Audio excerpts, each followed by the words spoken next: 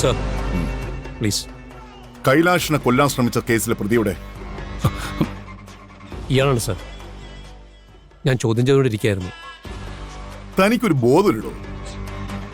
ഒരു ക്രിമിനലിനെയാണോ ഇങ്ങനെ ഇരുത്തി സൽക്കരിക്കുന്നത്? എഴുന്നേക്കടാ.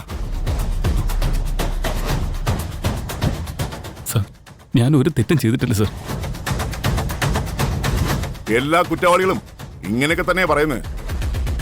ഞങ്ങളുടെ കയ്യിൽ കൈലാഷിന്റെ മൊഴിയുണ്ട്. കുറ്റം നീ തന്നെയാ ചെയ്തതെന്ന് നിന്നെ കൊണ്ട് തന്നെ പറയിപ്പിക്കാൻ ഞങ്ങൾക്കറിയാം. എടോ, ആ ലാത്തിങ്ങെടുക്ക്. സാർ, ഇതാ സാർ. ഇവനെ പിടിച്ച് ലോക്കപ്പിലിട്. സാർ, സർ, ഞാൻ ഒരു തെറ്റും ചെയ്തിട്ടില്ല സർ. സർ, സർ, സർ, ഞാനല്ല സർ. സർ, ഇത് വേറെ ആരോ. സർ, ഞാൻ ഒന്ന് പറഞ്ഞോട്ടെ സർ. ഞാൻ ഒരു തെറ്റും ചെയ്തിട്ടില്ല സർ. പ്ലീസ് സർ, ഞാൻ പറയുന്നൊന്ന് കേൾക്കണം സർ. Sir, sir, sir. മര്യാദയ്ക്ക് കുറ്റം സമ്മതിച്ച അത്രയും കുറച്ചു തല്ലേ കിട്ടൂ. ഒരു തെറ്റും ചെയ്യാത്ത ഞാൻ എന്തിനാണ് സർ കുറ്റസമ്മതം നടത്തുന്നത്? നിനക്ക് ഇങ്ങനെ ചോദിച്ചാൽ മനസ്സിലാവില്ല.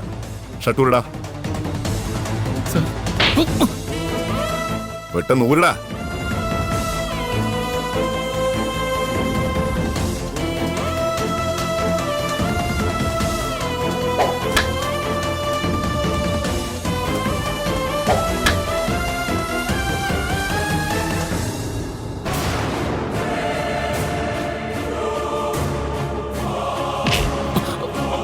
ഇനി പറ, കൈലാഷിനെ കൊല്ലാൻ ശ്രമിച്ചപ്പോ നിന്റെ കൂടെ ഉണ്ടായിരുന്നവർ ആരൊക്കെയാ?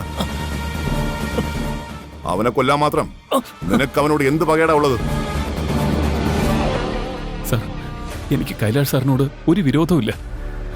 അദ്ദേഹത്തെ കൊല്ലാൻ ശ്രമിച്ചത് ആരാണെന്ന് എനിക്ക് സത്യമായിട്ട് അറിയില്ല സർ.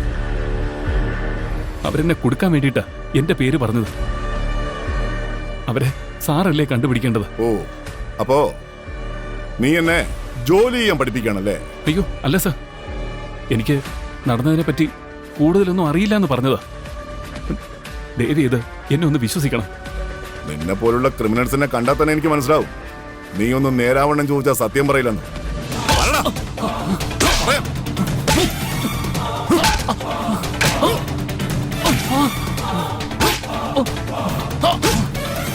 സർ